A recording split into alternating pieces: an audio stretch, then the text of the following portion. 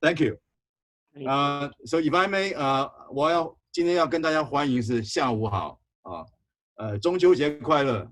OK， 为什么讲中文呢？因为雪瑞他是我唯一大概认识的国会议员的参选人，是中文可能比我还要好。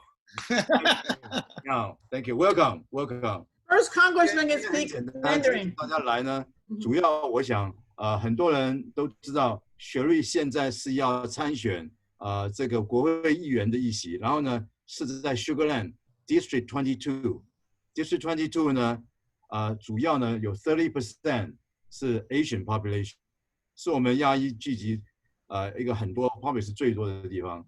然后难得有一个 Asian American 出来选这个国会议员。以前的这个现任就是将要退休的是 P. Olson 但 P. Olson 现在不选了，所以说这个雪瑞代表民主党来竞选。那我们今天所参加的目的就是说，要让更多的人知道，我们知道说今天来参加会议都是一些我们的侨领跟有影响力的人跟媒体，希望大家能够在这个短短这2个月的时间，我们帮这个雪瑞来助选，来帮他冲刺。然后呢，我们一定要让雪瑞变成我们德州第一个 Asian American Congressman in the state capital. So I want to thank you everybody to come to this town hall meeting. And then first of all, I want to is Jinwoo. Jinwoo is of course our state representative. And Jinwoo has been very, helpful to the community, not only serving the district, but also helping, our young people and then all the people. We have to vote. Chinese American is probably the largest Asian population for the voters, but we are the least that percentage-wise to vote. So this is a very critical year. I have many friends who are not necessary to be a Democrat. This is non-partisan. So I really appreciate you to come to this meeting. I would like to have Jean, if Jean is part, can maybe start the welcome remarks for us, and then why we need to support Cherie. And then Jean, would you like to speak a few words to us? Thank you, Jean. Yes. Thank you so much, Kenneth. I really appreciate you helping out with this, and I appreciate Alice and Gordon and everyone else. I see a lot of friends on this call.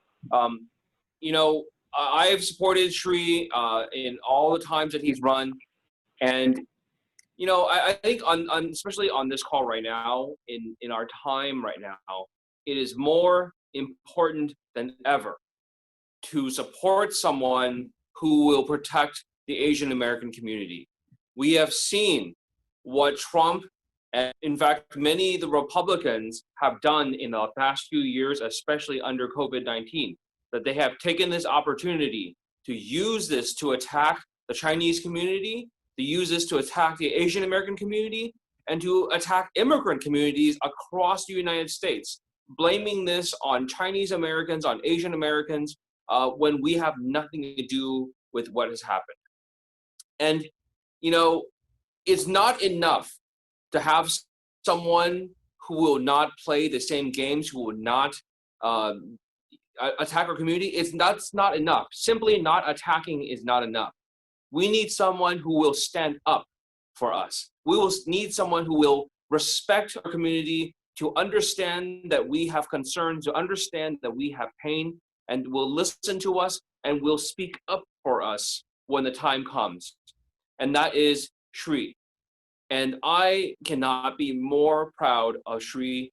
His entire life has been about sacrifice, has been about service, and he will carry that forward. And let me just say, for anyone who is watching the news lately, and you've heard all the things that that President Trump has said about the U.S. military, and what that tells me is this, that President Trump is someone who does not care about the community, who does not understand sacrifice, who only thinks of himself.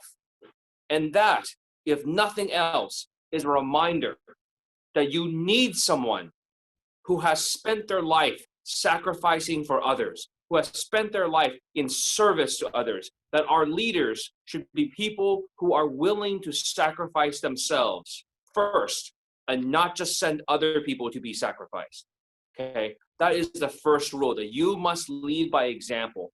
And I am very happy and very proud to support Shri, because he is someone that I know has not only been very public about talking about the need for leaders to sacrifice, that leaders to lead by example, but he has done it. He has shown us by his example, by his actions, and not just his words. And that right now is what this country needs. So I am very happy that you are all here. I am very happy that you're here and you're going to support him by donating and helping our community to get out the vote.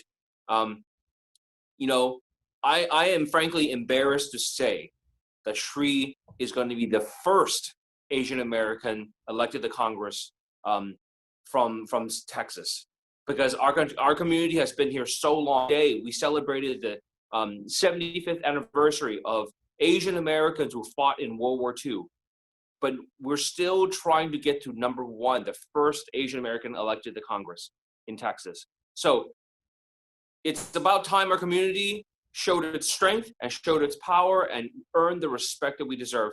Thank you so much to everyone. Shri, God bless you. You're going to do this. Thank you, Gene. Thank you. Thank you, State Rep Jing Wu. Actually, you are also the first Chinese-born the state rep in Texas. You know, we have a lot of firsts in here. So, and I also want to thank you for your service to the community. The next speaker we invite here is also a role model. You know, she has been serving in the public sector for a long time, and then she decided to run on her own, and then she really working very hard and become the first Asian woman to serve in the city of Stafford as a councilwoman. Let's welcome Alice Chen to say a few words. Thank you, Kenneth. Thank you so much for your kind word. And thank you, Cherie and Alan and everybody here, brother and sister. I will share with you, I met Cherie 4 years ago. She came to my house, Stafford, to talking to, you know, Broadwalk.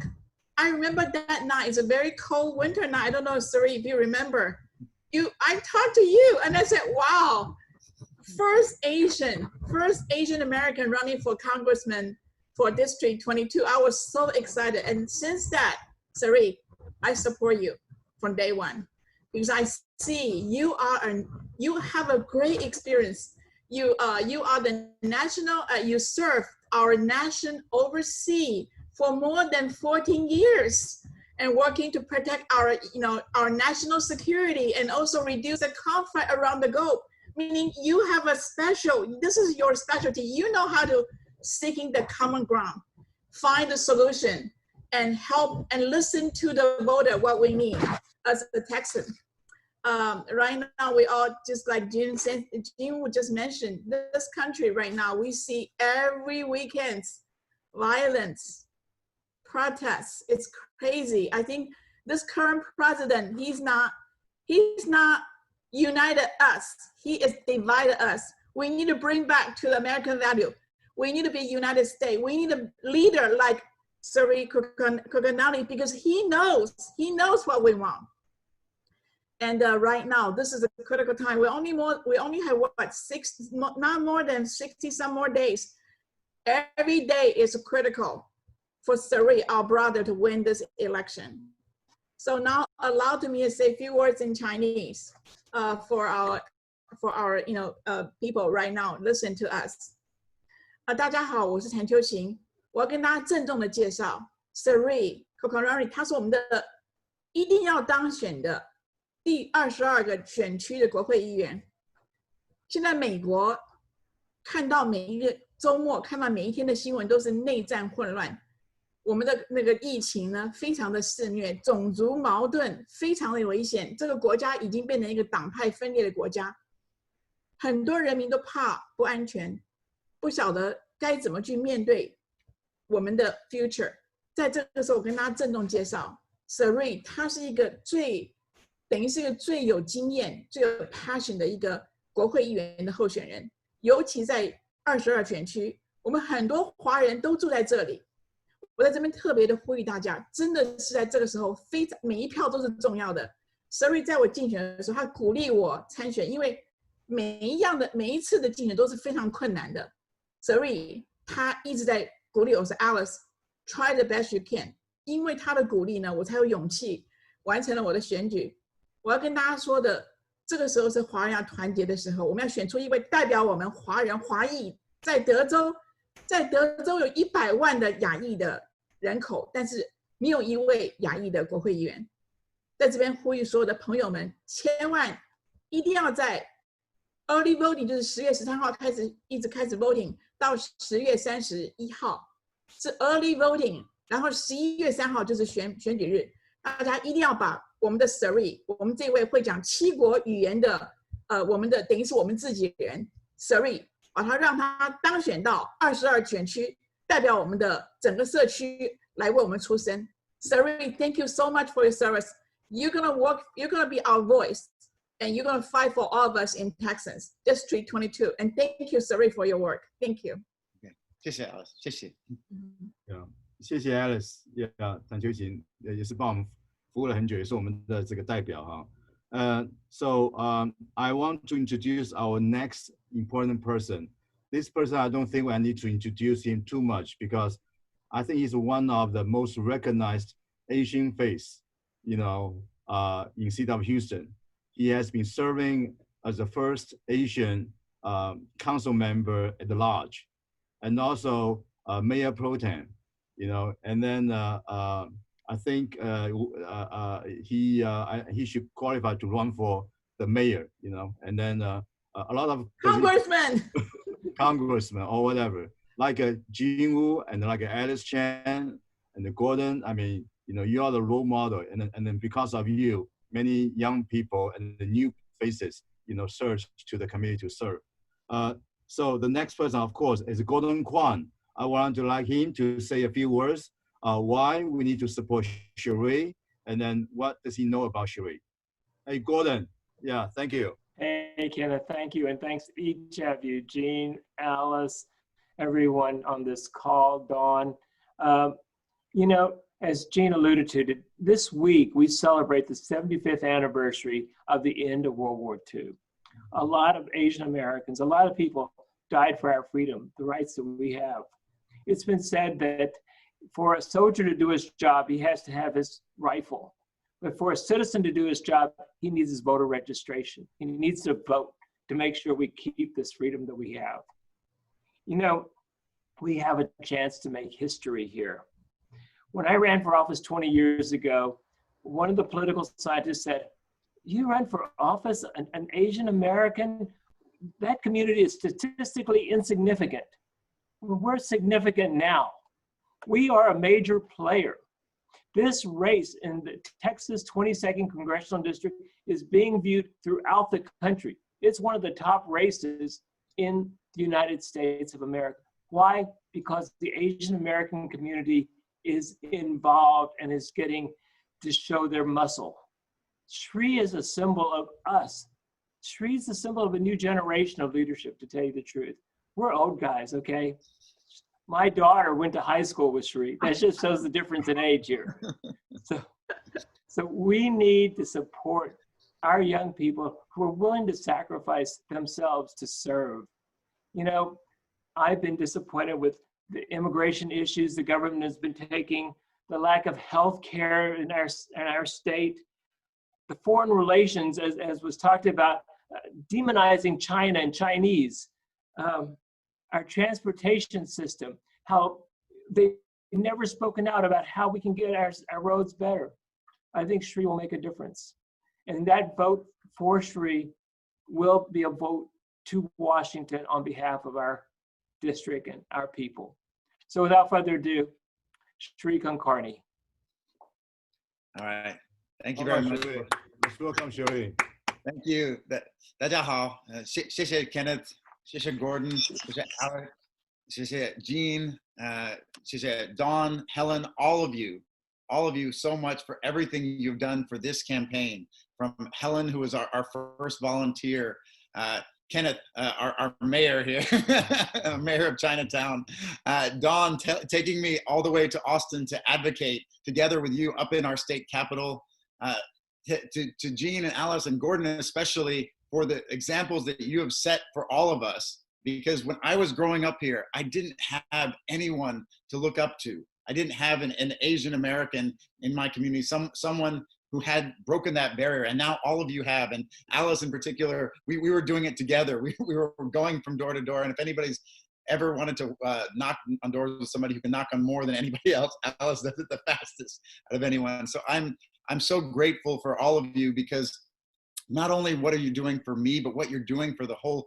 community, the inspiration that we are giving to that next generation of Asian American children growing up here, that child that was me growing up here in Houston so many years ago. All of the things that we are talking about here are the things that I experienced growing up, whether it was being the son of an Asian immigrant who started out in a 2-bedroom apartment with 9 people in it so many years ago, or the focus on education, which is so important to our community, the focus on science and addressing issues like climate change, which we know is not a Chinese hoax like our president says. It's a real thing that affects us again and again here in Houston with 500-year flood after 500-year flood. Like the issues of gun violence, which I witnessed personally growing up, and our children are still experiencing. Even today, they're worried about mass shootings in their schools, and we know we want our children to have a good education. We don't want them to have to do drills and have mental stress because they're worried about a shooter coming into their school. And of course, healthcare, as Gordon mentioned, we know we have problems right now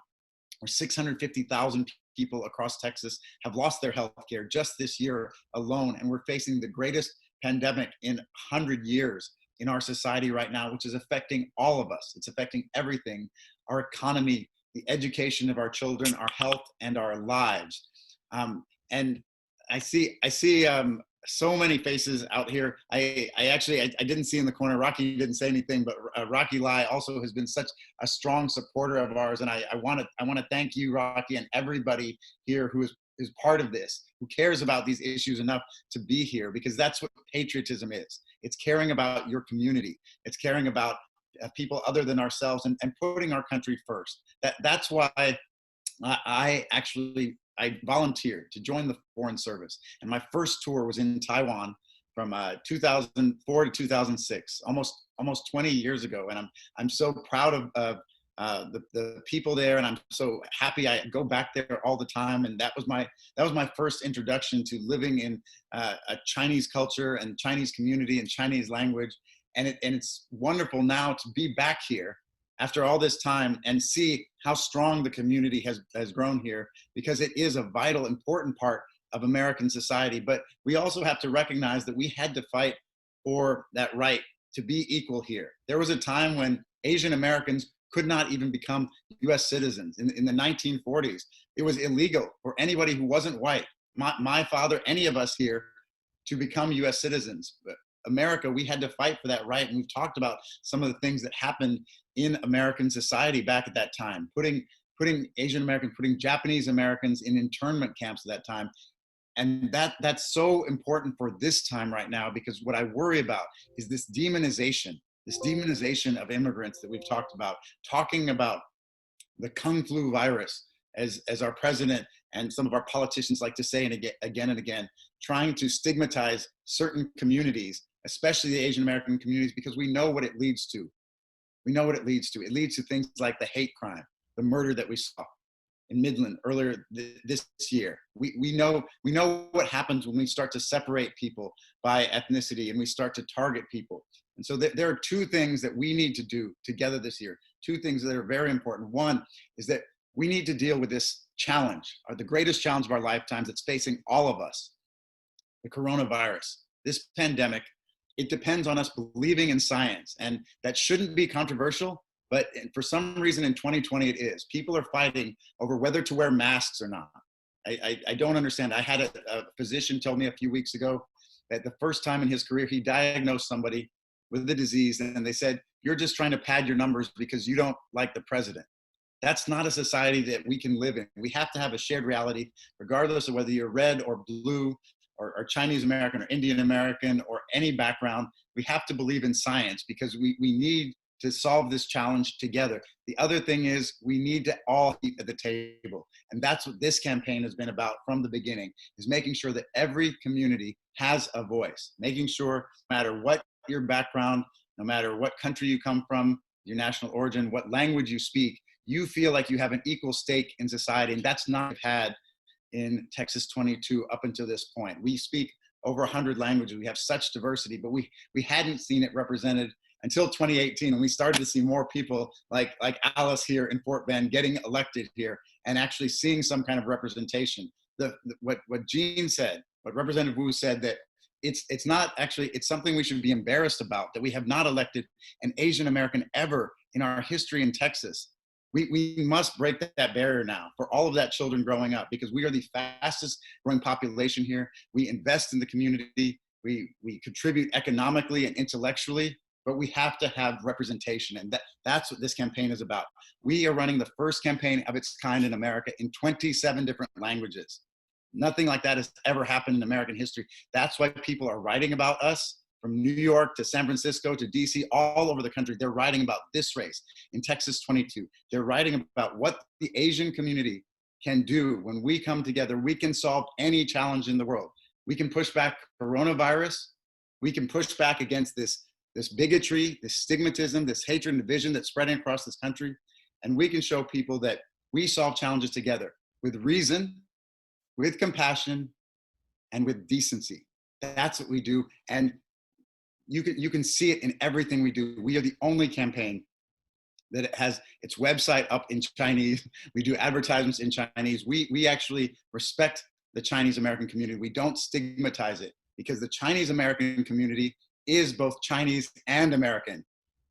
We don't have to choose. We actually can be proud of who we are, because that's the most American thing of all, when we bring our culture to this society. So I just want to thank everybody here for all your efforts over the last 2.5 years to get us to this point where now the entire country is looking at us as an example of how we solve problems together. And it should come from here, from Texas 22. And if you were with me for the next 2 months, this is the most critical time. It's the most important election of our lifetimes.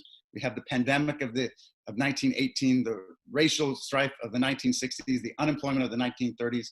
We need every single person in our community to show up, to vote, to get their community out, all their friends and neighbors, so that a couple months from now, we can say that we have brought true representation to Texas 22, and this is how we solve problems together. Thank you. Thank you, Cherie. Yeah, thank you. Well, I don't know everybody got a chance to view Cherie's, bio and he's a Houstonian. His father, I think, is professor at Rice, and he went to Harvard, for the higher education. He worked in Asia, especially in Taiwan, and then worked under the government. So I think his specialty is really, I think, probably he's one of the, he will be one of the congressmen who really know the Asian culture, because he has that background and then knows the diversity. I mean, 27 languages, for his campaign. I think very few people will do that, even though they want to do it, but they cannot do it. So I think that's a great effort to show that this is a really a congressman, not only for everyone, but also for the Asians. So I think we have to take this opportunity, I think, to know more about Cherie, but we also need to know who's behind Cherie to work on his daily operation. Alan Chen, I see a young, handsome face, and then and Alan Chen, I want to take this time to bring you to to thank you for your effort to make all this technology. I don't know how to handle that, but but Alan Chen, you would like to say a few words to every one of us? Yeah, 没有 we didn't know you yet. Alan. 谢谢Ken叔叔，然后谢谢大家都来今天跟我们一起学一下税和那个德州22省是什么样子。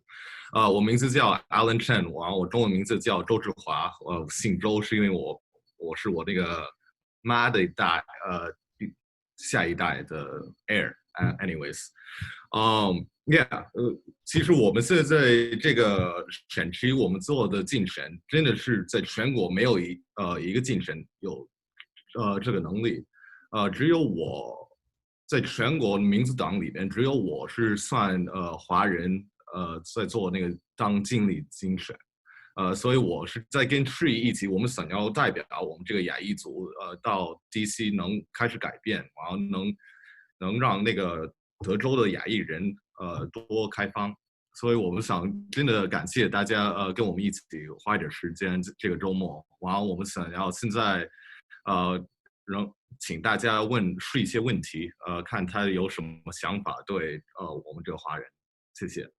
Alan， 你要放心，我们这边有很多的叔叔阿姨跟这个哥哥姐姐们都会照顾你的 ，OK？ 谢谢。那请他们多找点像你这样年轻人出来帮忙，好不好？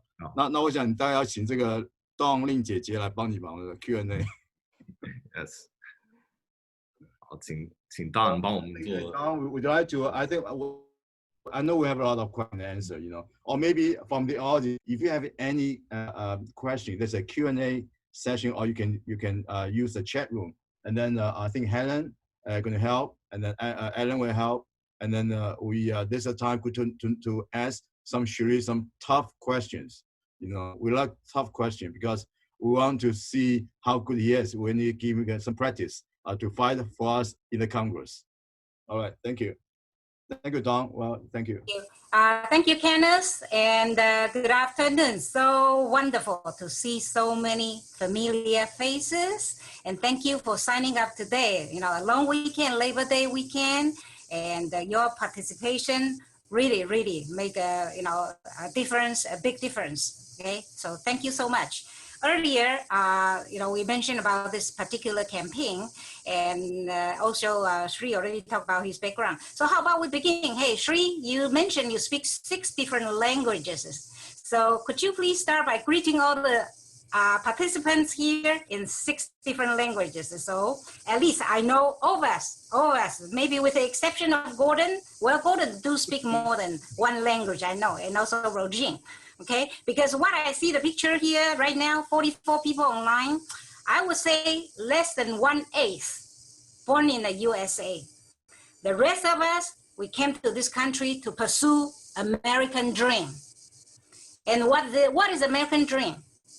It's because we pursue democracy. This is such a democratic place, democratic country. We get to elect the right representation, our president, our vice president, our House of Representatives.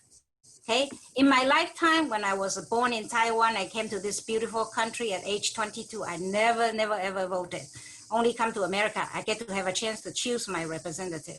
So besides pursuing democracy, also home ownership, American dream, to live in a beautiful big home. And right now also a threat.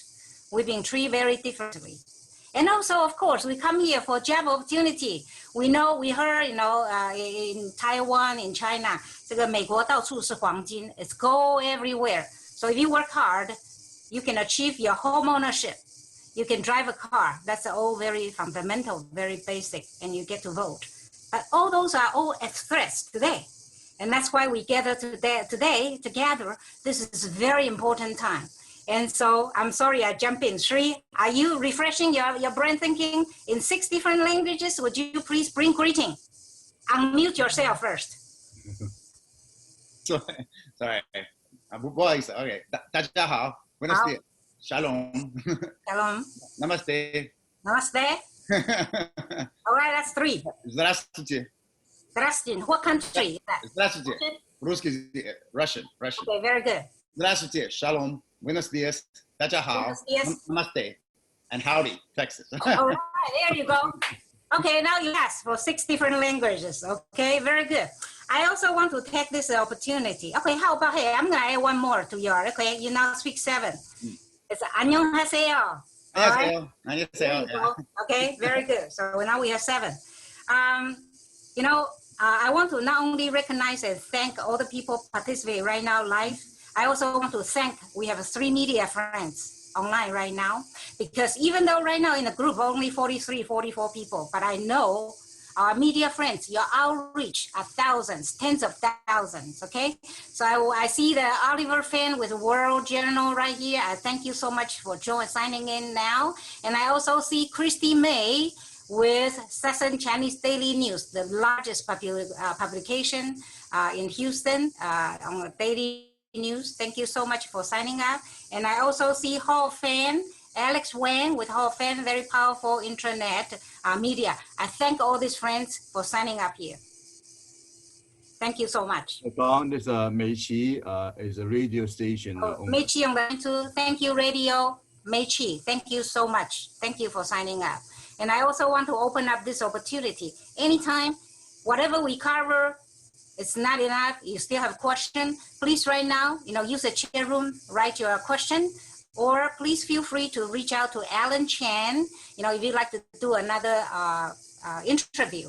And we understand that the campaign, very soon, we'll be running a lot of advertisements, campaign ad with all different media outlets. So please reach out to Alan, the handsome guy on the upper left corner, Alan. Yes, and he's been very, very helpful, speak Chinese, English. And so the first question you pass, okay? 6, yeah, 3, go ahead. You forgot, Zabawe. Zabawe. Oh, what country is that? What language is that? 台湾话。是台语。Oh, 假爸呗。假爸呗。Oh, 假爸呗. All right. Yeah, I didn't respond to that. Okay, I didn't respond to that. And like Kenneth already mentioned, okay, here we have elected official Gordon Jin Wu Alice. Okay, who know how difficult it is. Who know how difficult it is to really get elected. The process of from beginning and then go through that and to get elected. And then when you are at that position, you really can make such an impact, a big difference, okay? So by saying make a big difference, I know because many of us right now signing up, maybe heard of you, and then, maybe some people just signed up late. So Mary, can you briefly tell us again, who is Sri and why are you running? Who are you? Why are you running? Brief version. The brief version why I'm running is because everything that we stood for overseas. When I served over 14 years overseas in places like Taiwan, but also places like Iraq, where our lives were in danger, places like Russia, places like Israel, we stood for women's rights. We stood for religious freedom. We stood for free and fair elections and democracy itself. I believe that all of those things are under threat right here at home. And when your values are being threatened, the things that hold the society together, because there has to be something that connects us, regardless of the language we speak or the ethnicity, it's those American values. When those values are being threatened, the most patriotic thing to do is to fight for them. So that's why I resigned after seeing all of these threats again and again against President Obama's birth certificate, about banning Muslims, the Charlottesville Nazi rally in 2017, where a woman was killed and a woman from Bel Air High School was put in the hospital. When people were asking me overseas, is this what America is like? Is there controversy around this? I said, no, there's not. There's no controversy around this. That's not what America is about. I resigned and came back home to run for Congress. And in this district in particular, people told us, don't bother with the Asian community because they don't vote. What Kenneth was saying earlier, we don't vote. We have a large population, but we don't vote. And they said the easiest way to lose an election is to talk to people who don't vote. And we said the easiest way to never get change is to keep doing the same thing over and over again and expecting a different result. And so we did it. We became the first campaign in the country to run in 27 languages. And the reason is because it's not about whether we speak English or not. It's about whether our community matters or not, whether we see you and whether we all should have a voice. Every person here should feel that they have a representative. Someone who stands for them, who stands for the Chinese community, the Asian community, who stands for all of us here, who deserve to have a voice, who deserve to have a seat at the table in Washington. I want to be your voice in Washington. Well, thank you. Thank you, Sri.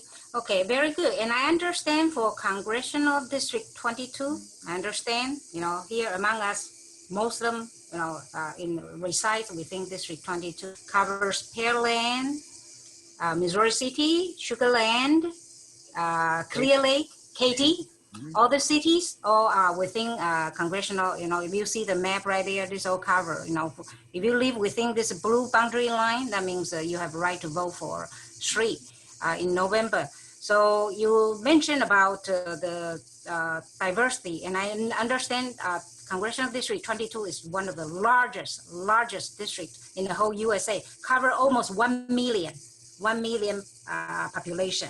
So can you share with us, right now online, how do you feel? I mean, why you say so strongly that you feel like we can make a difference? Because, what kind of components, how many like the registration or Chinese voters here, what make you think that we can make a difference for the outcome of the election? So our district is not one of the largest, it's actually the largest district in America, over 935,000 people. We've grown faster than any other district in America in the last 10 years. And the biggest component of that growth is the Asian population. So the Asian population in Texas is growing faster than any other community. And the Asian population here it's 20% of District 22. It's the largest anywhere in Texas. So we can have an outsized impact if we show up and vote. If we just tell our friends, our family members, our neighbors, our coworkers that they can make a difference in this election, then we can impact not just our district, but Texas, which is the second largest state in the country, and we can impact the entire nation this year, because Texas is a battleground state for the first time since 1976. Literally, this is the most important election of our lifetimes, and Texas is right at the center of it. The Asian population, the Asian community here, this is our time to actually say we can chart the course, the future of this country. Do we go towards science? Do we believe in things like wearing a mask, for example, to prevent coronavirus? Do we believe in protecting our small businesses? So there's so many small businesses that have been hurt. 1 out of every 6 small businesses has failed already this year. And so many others are on the point of perhaps going towards bankruptcy. We have 50 million people who filed for unemployment. We need to protect those small businesses, like restaurant owners, for example. There's so many restaurateurs, single restaurateurs we know within our own community, not only on the PPP program, but we need to make sure that they are able to keep their businesses open after we get through this pandemic together. We have to have the science to do the testing for our community, but we also need to make sure that we're providing enough support for those small businesses so that when they come out of it, we give them access to loans, the capital, and to startup tax credits so they can scale up quickly. That's the difference that we can make as our communities. We can show how resilient we are, how strong we are. It's not about whether we don't have challenges or not. It's about how we rise to those challenges. In our community in particular, we have the intellectual capability, we have the financial capacity, but we need to turn that into political capital, because that's where the biggest decisions in the planet are being made, in the federal government in Washington, D.C., and we deserve to be a part of it. Thank you, Sri. And since today this is called the Chinese Townhall meeting, so we have issues concerning our community. We understand the current administration, the rhetoric, the actions, really very much, we don't feel welcome. This is our home. We choose to come here. We already settled. We got all the family here, but we feel unsafe, not only unwelcome. So how will you protect the Chinese American community from further attacks as President Trump continues to incite tensions against our community? So first of all, we have to acknowledge that we have some very serious problems here. The problem, what I mentioned happening in Midland, that's just one example. This thing is happening again and again. And if you saw what happened this past week, the Assistant Secretary for DHS, she said that there's a problem of nationalism here in the United States, of white nationalism, it's terrorism, and it's been ignored under this current administration. This is a person who's a lifelong Republican. It's not a political issue. It's an issue about our society and about our community, that we need to make sure that we treat everybody equally. Otherwise, we'll have more and more of these hate crimes. But beyond just the worst aspects of it, we also need to set a better example. So when we have people in positions of power, leaders who do things like they use terms like that, like Kung Flu virus, as we talked about, to refer to certain communities, it has an impact on everybody because it encourages people to treat people differently. All of those feelings that people have out in society, it encourages it to come to the fore. The way to counteract that is by showing leadership, by standing up every time, by recognizing the achievements of our community, by recognizing how much the Asian American community, the Chinese American community has invested in Houston and in Texas, the businesses they've grown, the contributions they've made to society, to civic society, to social affairs, how we've handled things after Hurricane Harvey, for example, and lifting up examples like the people you see here, who are all leaders in the community, examples like Alan, who's a young leader in our country right now, examples of our community, how we are participating, holding that up and showing that this is an example not just of the Chinese American community, but of the American community. That's the bottom line, because everybody here, this is what my dad taught me growing up. Because my dad came here in 1969, and it was back during the Civil Rights Movement. He was actually in a bathroom in Mississippi, and someone shoved him up against the wall and said, "You're in the wrong bathroom." And then someone else came in and said, "Wait, that's our guest speaker who's going to lecture to our audience." My dad had to go out and address this audience. And what my dad told me is, he said, "Look, you are just as American as anyone else here, and no one can tell you different." That's the point. Every single one of our children now should know that they can grow up to be a city council person, they can grow up to be a mayor, a congressperson, or even president of the United States of America someday. Because we're going to have the first Asian American vice president coming up in a few months, and every child growing up here should see that example, that we hold up our community, all of the things that we're contributing. We need to be recognized for it. We need to hold up the Chinese American community, the Asian American community as examples to the rest of America of how things should be, not as things that we should be afraid of or that we should be stigmatized, because we should all be proud to be Americans. Okay, thank you, Sri. I do have an audience here, right? Another question regarding your position. We understand right now, with the Chinese Communist Party encroaching on Hong Kong's independence. So we like to know, what's your position? Will you fight to protect those in Hong Kong? Yeah, absolutely. So first of all, we have to stand up for our values. And the most fundamental value in America is our democracy. The fact that we all participate in it equally, we all have that right. And so I believe that we should stand up for democracy, that what we have in Hong Kong already.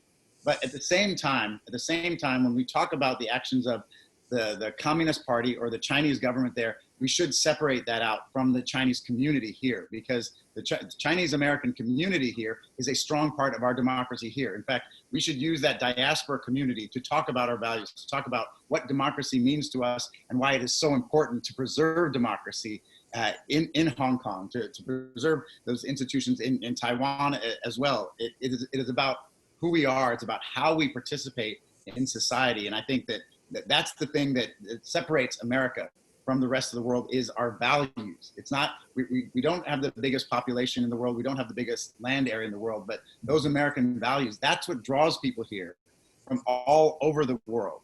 Everybody wants to come here, but I will say this, if we stop being that country, if we stop being the country that everyone wants to come to, because we reject immigrants, we cut off highly skilled immigrants coming here, if we threaten foreign students with being kicked out of the country, then we lose what makes America special, that everyone wants to come here to create their American dream. So we need to constantly reinforce that is what makes America great. We are great because of our diversity here, not in spite of it. Thank you, Sri. Like you mentioned, we have right now among us, we have people background, I myself from Taiwan and many from mainland China, but like you say, we are all American. Yes. We are different, we are American. Regardless whether the Chinese American or whatever, we are American. So I do have, another question is, what is your position regarding Taiwanese independence? Absolutely. So, as I said, I lived in Taiwan for 2 years. I love Taiwan. I go back there often. In fact, I've gone back to Taiwan more often than any other place I served in the Foreign Service.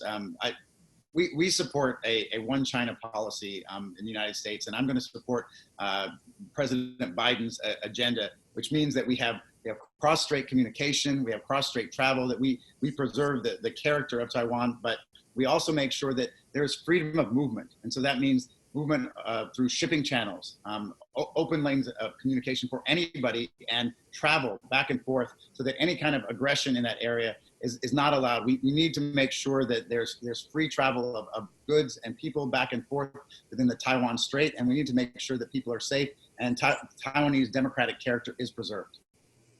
Okay.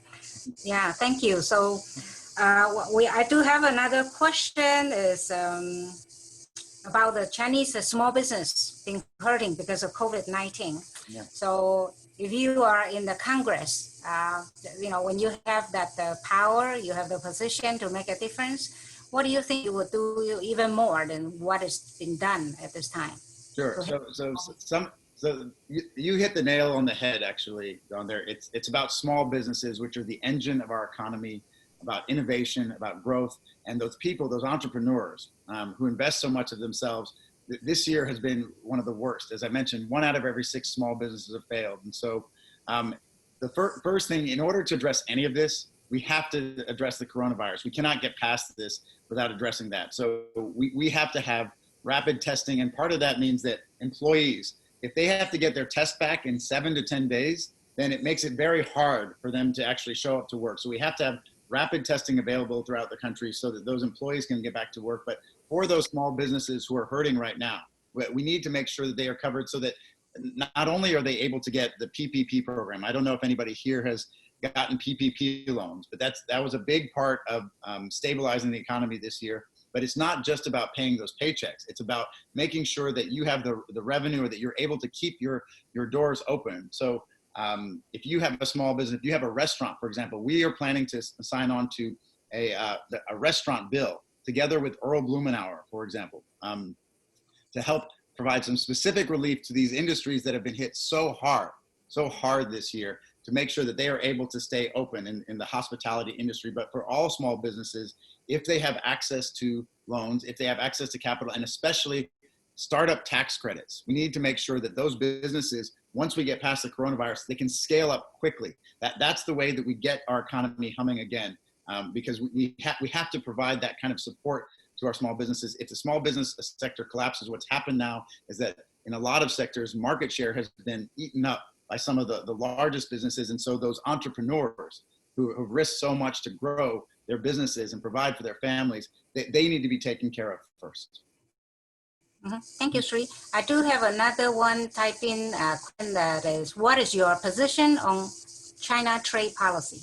On China trade policy. So there's definitely are some things that are serious concerns. So intellectual property rights, right? Theft of intellectual property and unfair practices are serious concerns. But I would also say, though, when you get involved with a conflict, a trade war, for example, which is what we've been in for the last 4 years, you have to have some sort of strategy. And what I've seen is actually the trade deficit has gone up.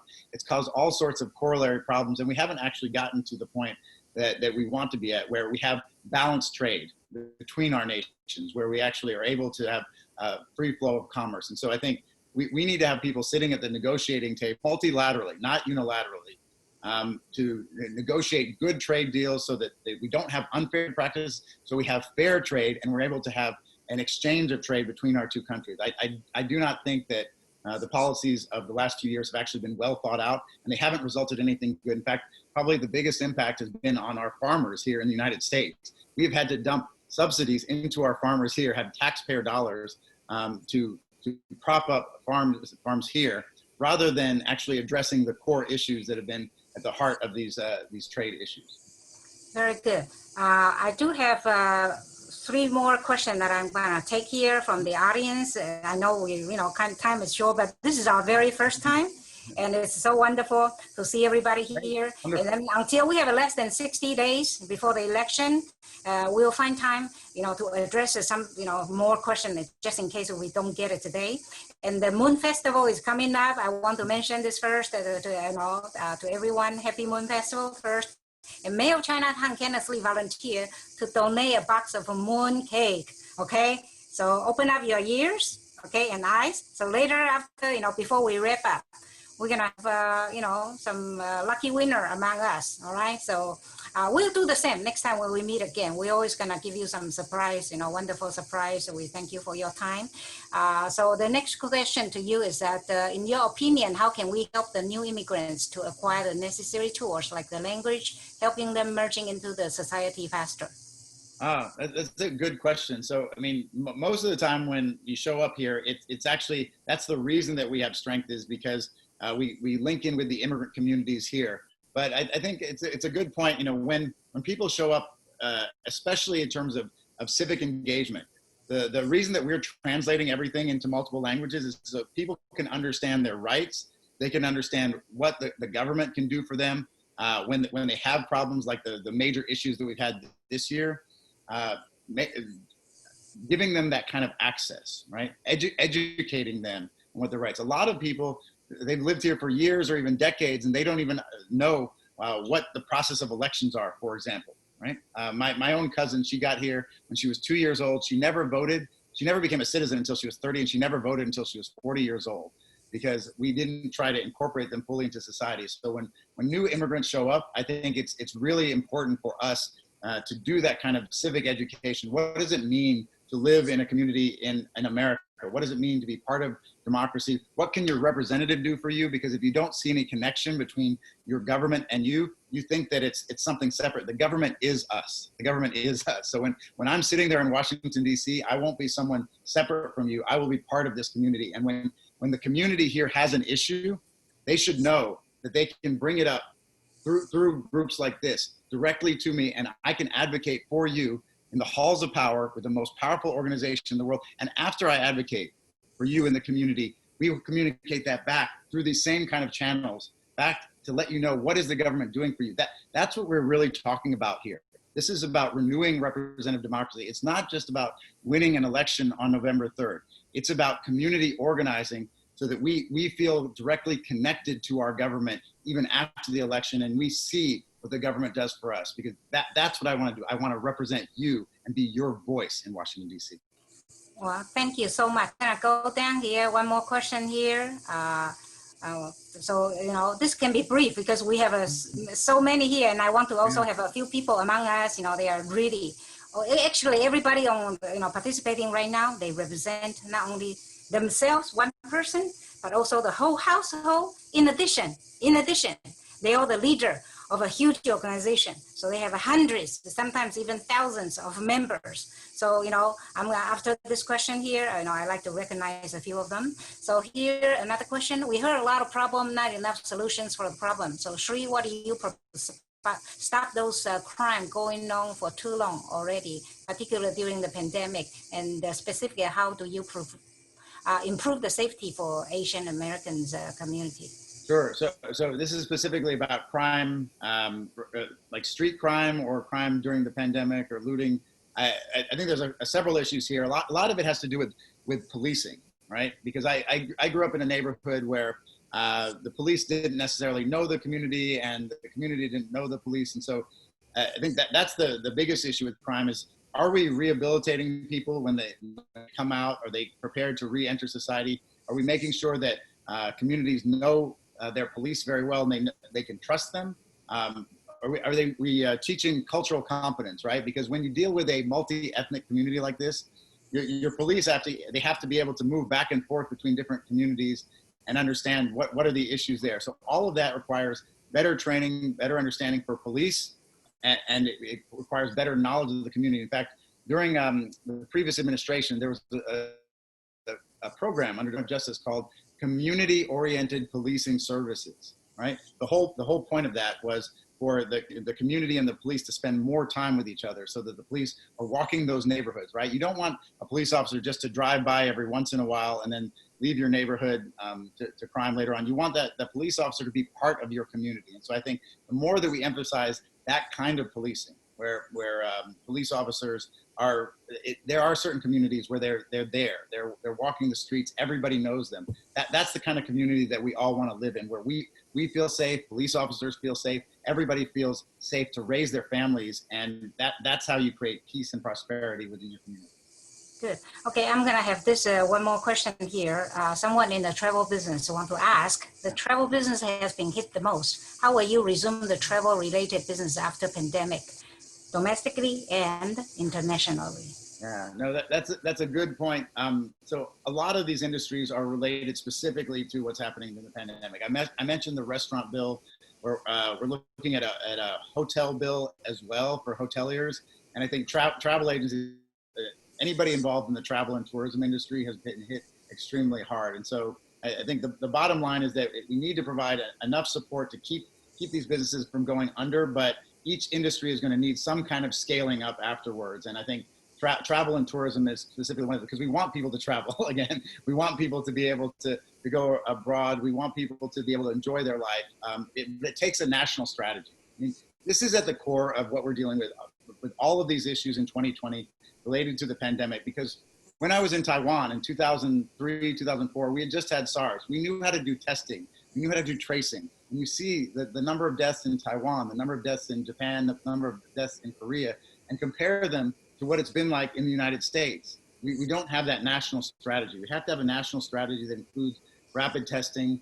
We have to have a national strategy on personal protective equipment, making sure Vice President Biden wants to have a mandatory mask order so that we can get things under control so people can go back to schools. Once we are able to get the pandemic under control, regardless of whether we have a vaccine now or much later on, then we should be able to provide relief packages to specific industries to get them back up to speed, because we need our travel and tourism industry, absolutely, and we're going to do whatever we can to support you. Thank you. Yeah, traveling, that's really, impact everybody here.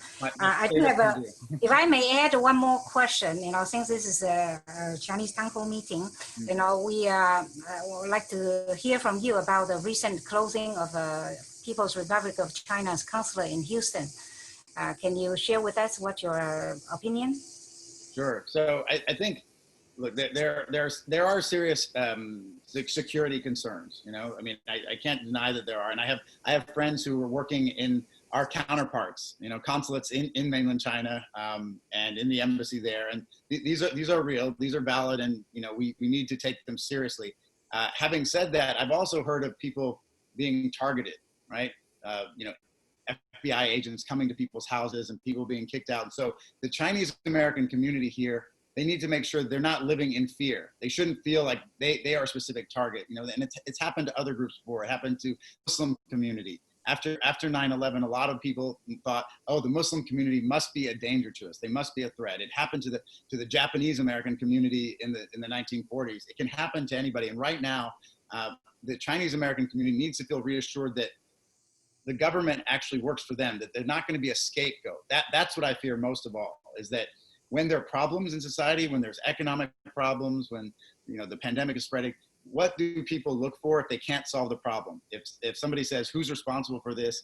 If you have people in positions of power who say, this is a scapegoat right here, that's not how this should be used. The Chinese community should never be targeted for this. People shouldn't have to worry about if they're going to get threatened by the government or have someone come knocking on their door just because of the community they're part of, through no fault of their own. Because the Chinese community is hardworking, the Chinese community is patriotic, it loves America, and the Chinese community is our community here. We need to keep re-emphasizing that and make sure that if anybody ever feels threatened, they should be able to immediately come to their representatives and tell them, look, you represent me. And when I represent you, I will make sure and I stand up and say, no, we do not accept any kind of targeting whatsoever of the Chinese American community.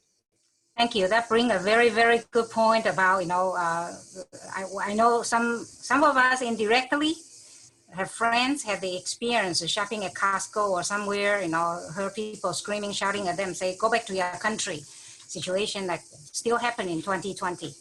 By the way, if anybody didn't see it, there were some people being threatened in Dallas, actually, some very threatening letters. I don't know if everybody shared it around, but this is what we worry about. This is what we worry about. When you stir up this fear, this xenophobia that someone who looks less American, because who looks American? When people say someone looked like they were an illegal immigrant, someone looks like a foreigner, who looks like a foreigner here? Do I look like a foreigner? Do any of us look like a foreigner? We are all Americans here, right? It doesn't matter what we look like. It doesn't matter what our accent is. What matters is that we care about this country. We love our society, and we're going to stand up for it. That's what this election is about. Fundamentally, this is about who we are as a society. What do we stand for? And do we welcome everybody equally here and treat everybody equally with dignity and respect? Well, thank you. Very good. I know we go a little bit over time, and therefore, later at the end of the program, we're going to reward you with a nice, wonderful, delicious, guarantee, yummy mooncake. Okay. So from the screen, I want to recognize, I know Roisin Kelver, haven't seen you, haven't talked to you for a long time, and you're the mentor who also ran for the city council in the past. Roisin, would you please share with us some of your wisdom today, please, Roisin? And I'm gonna go to Been a you. lot of wisdom already shared. Thank you, Dawn. Hi, Shri. Hi, Regine. We really are looking forward to you being at Congress. We need people like you to help all of us. And so whatever we can do, we will. Appreciate all of you, Kenneth, and all of the people that put this together. Thank you so much. Well, thank you so much, Regine. Since we are a small group, we feel like a family here, okay? So I like to also recognize the one on my far right corner, Pauline Tan. You know what? Your light is not very good. I only see your name, I don't see your face. Can you show face? Show face and just say hello. And also, can you, how many votes from your family? Are you you ready to vote? You know, if not early voting, later we're gonna share a little bit. What this year, I know the early voting starts early. So it's October, what date? What day? 13th. 13th. So October 13th, okay? It's gonna be on the quiz, okay? And October 13th through when early voting ends? Alan? Or who knows? October 13th through November when? Who has the answer? Okay. November 30th. Till October 30th. Okay. October 30. Gordon.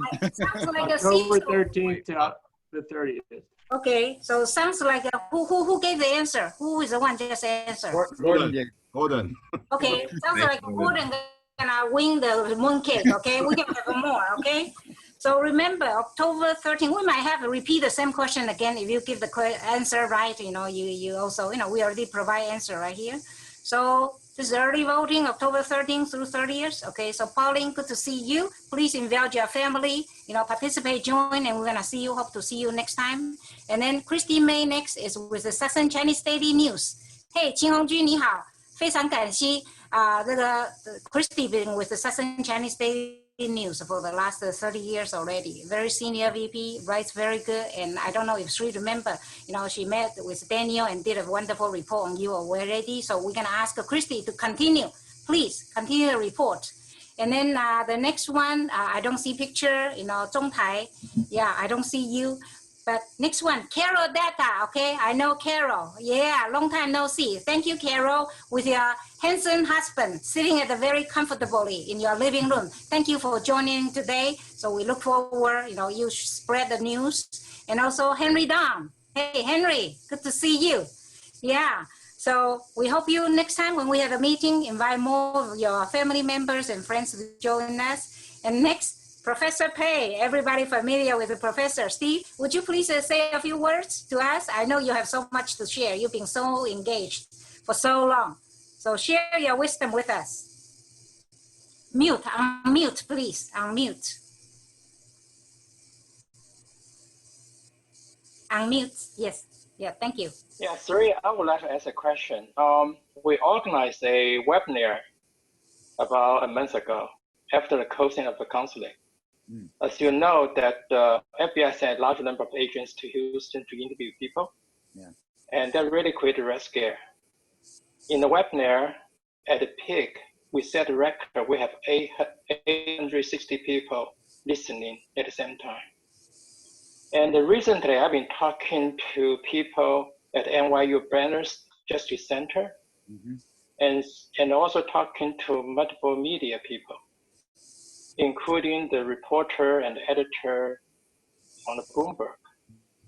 I think both in the justice community and also in the media community, there's a consensus emerging now. I think I'm happy to hear that, because I think it took the community, the judges, about 7 to 8 years at that time to change their perception of Muslim community. I'm so happy you mentioned the Muslim community. I think it took about 7 to 8 years that the judge stopped taking for granted of all the prosecution cases, all the charges brought to them, to their branch at that time. I think it's happening now regarding the Chinese American cases, that the judges stopped taking the accusation for granted. And they started questioning the accusation made by the law enforcement side. I don't know, what's your perspective, and have you heard anything about it? So, I mean, I will say this, I realize, there's lots of people with different political backgrounds, and people may vote Republican or Democrat. I think that at this point, though, just based on the way this administration has run and their impact on the Department of Justice, which has gone far beyond anything we've seen before, there's an existential threat for the Chinese American community right now. Because if the Chinese American community becomes the target, and I can even tell you, just in this group, they were testing out different attack lines on us, right? In this political campaign, our Republican opponents.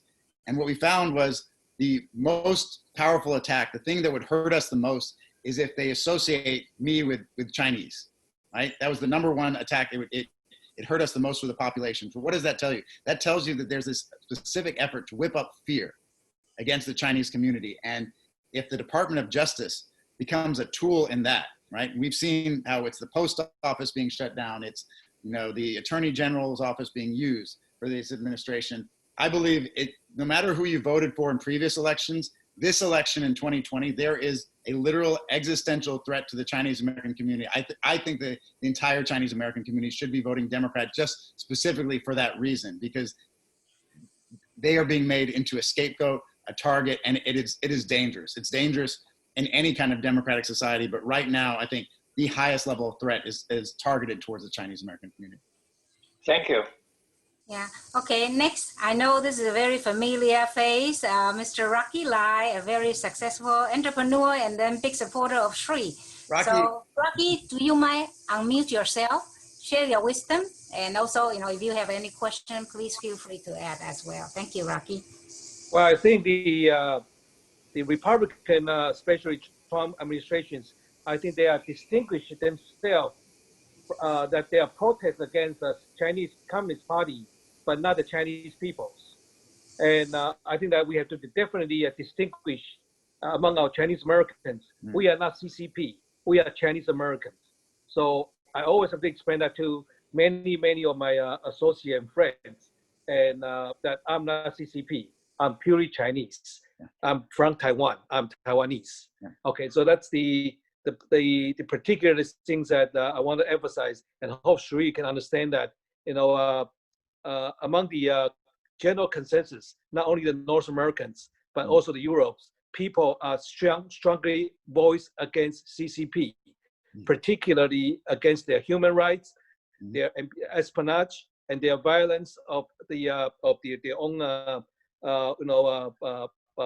people, and particularly their piracies of the intellectual technologies. That's we're gonna be condensed against them. And as American Chinese, I'm support of that administrations. Thank you. Thank you, Rocky. First, thank you for your strong support, Rocky. I'm so grateful to you for being there in this entire way. I appreciate it. I think the emphasis, you're exactly right. The separation between the Chinese government and the Chinese community here. And so when we're talking about these issues, we should be talking about specific policies. What are the policies we disagree with, especially on human rights, especially on democracy, especially on trade, things like that. Where it becomes a problem is when the president says things like Kung Flu virus, when he says Chinese virus, because there's no public policy involved in that, right? No doctor. Dr. Fauci never said that. In fact, they asked him, would you? And he said, I would never say that. So you have to ask, why is he using those words again and again, right? Trying to inflame tension between communities. And so what we on the Democratic side need to do is we need to be very clear. Here are the issues we have with the Chinese government, but we support the Chinese American community, and we're not going to use, we will never use those kind of words that inflame sort of tension, that inflame that feeling, because that's what happens when you see people spitting at someone, or see people saying like, what are you doing here? Get out of here, foreigner. When you see people sending those letters like they got in Dallas, it all comes from that. It comes from leadership, that example that you set. If you start using those words against a group of people, the public isn't going to separate the Chinese Communist government, the Chinese community. They're going to associate all of them the exact same way, and they're going to become targets. That's what we need to avoid, and we need to set that example. Thank you, Rocky. Wonderful. Thank you so much, Rocky. Next one, I think it's Brian, the only San Francisco picture. So I'm going to, okay, there you go, Brian. Hey. So good to see you. Thank you. So, thank you for joining. And you want to add anything or just say hello? Yes, I tried to say hello to Sherry and almost since day one. I support you, and I think the Chinese community in Pearland, in particular, and support what you do, what you have done, and the last campaign and this campaign. And I wish your best luck and can win this. And we need somebody like you have a higher standard, and to be a congressman and to can represent our district. That's all I want to say. Thank you. Well, Okay, thank you. Brian, I just want to say I'm lucky to have you for all this time, really, because it's all of us doing this together. This isn't about one of us or even a few of us. It's about the whole community. So thank you, Brian. Yeah, No you know problem. what? I wish I have enough time to go through everybody, but I know it's very precious Saturday night. So I'm gonna have the last one, Cecil. Cecil, would you please, Cecil. make a few comments to Cecil, and then I'm gonna hand it back to the host. Cecil. Hello. Yeah. Thank you. Hello, Sri and everybody. Welcome. I do have a question because I was having a chat with Alan, and he was saying that in your district, Biden is actually polling ahead of Trump by 6 to 10 points. Yep. But you are in your race, you are more or less tied with your opponent. So I'm wondering, is that because of your name recognition? What can we do to kind of help you narrow catch up to the vice president in terms of your share of the votes here? Yeah, no, absolutely. That's exactly right. So the vice president is doing better than us because he has almost 100% name recognition at this point. Everybody knows him. When you compare people who know me, my name, and Troy Nill's name, we're winning by 21 points. So what that means is if we can increase that name recognition, then we win this easily. And so in order to do that, there's two parts to it. One of which is relational organizing, which we had the biggest program in the country last time, and we're expanding on it. So I think Helen has been doing that program where you basically take your phone, all of your contacts in your phone, you can match it up against the voter file, and it'll tell you mark the people that you know, and that way we get out our own community. Because the thing is about immigrant communities, it's always been easy to demonize, whether it's a Chinese American community or before that, the German or the Irish community. It's easy to demonize because there's low political penalty. But what happens is if we bring the community, we're not just bringing 3 or 4 people. Now we bring 300 or 400 people together, everybody that we know, because we are tightly networked. We know each other. And what used to be a disadvantage, being an immigrant, now becomes an advantage. It becomes a strength in an election like this. So we pull more people in. If you do that program, that relational program, you let us know who you know, then we can focus on the strangers. Because if someone is your neighbor, someone is your relative, someone's your friend, someone who goes to a community center with you, or you know them from business, we don't need to treat them like a stranger. We treat them like a friend, like a part of our community, and that way we talk to you and yet you get them to get out. But we also have to get out name ID to the broader community too. And unfortunately, that's the fundraising part. We need as much funds as possible over the next 4 weeks to get up onto radio, but especially onto TV to the broader community. If we get that name ID up, just like Joe Biden here, we win easily here and we make history together. Well, wonderful. Thank you, Sri.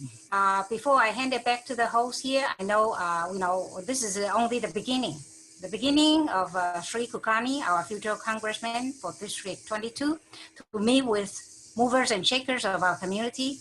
We thank you so much for coming. And I know, to see that happen, not only we're gonna ask you to go vote early or on the election day, as well as during this time. We still have less than 60 days left.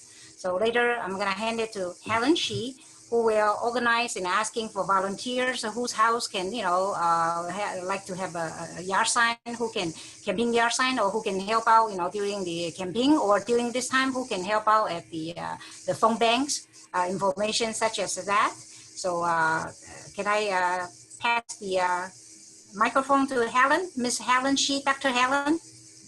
Thank you so much, Dawn. I really enjoyed this session and also meeting everyone. And so we have a few days left, like Dawn said. So there are a few events coming up. And that will be, we are trying to have a Chinese community fundraising. Like Sri said, by September, this is very important for our community to support our own candidate. And also we will have a Texas-wide Asian American community events we've been planning because many of you may know that Sri is actually one of the most exciting Asian American candidate in the country. We have a few really the Asian stars coming up, so we hope that we can all support them. And so if you want to join our volunteer team, we're building a Chinese volunteer team that we can help to turn this district into having the first Asian American candidate, first Asian American congressman in Texas, and also who speaks Chinese. Imagine we have someone speaks Chinese in US Congress. That would be a huge step forward for us. So if any one of you want to join our exciting team, you can email me or text me or call me. I know I have called some of you, or you can talk to Don, talk to CISO and Kenneth. All of the speakers today are part of our community leaders, and so you can sort of contact any one of them to join our team. And also Alan Chen, he is the campaign manager. You're also welcome to contact him as well. And so make sure that you join this exciting movement and making history. We're truly making history here. I'm actually going to put in that chat my email here, and you can email to me. And also, their yard signs and flyers, we're trying to reach out to the Chinese, our big family. Truly, like Don said, we are a big family. So in our big family, we need someone to represent us. So we're trying to call people or text people, whoever you in your network, and that's our greatest strength in our big family, right? So your phone is actually our greatest asset. Anyone you know in your network, that would be great. And earlier on, we have shown you the District 22 map. It's actually include almost entire Fort-Bend. So you know anyone living in Fort-Bend, that will be in this district. And that also include Pearland, a large part of Brazoria County, and also Clear Lake. So it's one of the largest districts. So very likely any Chinese you know probably live in this district. So we need all of them, all hands on deck, and this is what we can do, what we can win, and we can making history. Thank you so much, and I really appreciate everyone to be here. And maybe Alan want to have something to add here. Okay, before Ellen conclude, if I may, okay, we still have that mooncake, and I know, you know what, golden corn drop. Okay, so golden cake. Okay, so you're ready to raise hand. Okay, this is already answer. You know, it's just how fast you raise your hand. Who will be the first one to raise hand to give the early voting dates, please? Okay, you get the mooncake. There you go. Okay, I saw Linda Young's hands. Okay, I saw Linda Young. Okay, Linda Young, show face. Show face, Linda Young. And I know you can get, Linda is very active in the church, and I know she has a big Bible study group. Okay, so if you want the mooncake, I know it's weekend. When I ask you to show face, it's embarrassing because you are just as is. Don't worry, this is we are family, all right? So Linda, show face, provide the dates. If the correct answer, if not, okay. If not, I'm gonna call another person, okay? Linda, if you don't show face, I see Sophia shows another hand. So Sophia, you show hand. Tell me the dates. Linda, you too late. Oh, okay. So okay, Linda, you two share. You two share the box of. Okay, so Linda, say the dates. Linda, what are the early voting dates? The early voting dates are October 13 to October 30. Okay, and then very good, right answer. Sophia, unmute yourself. When is the election day?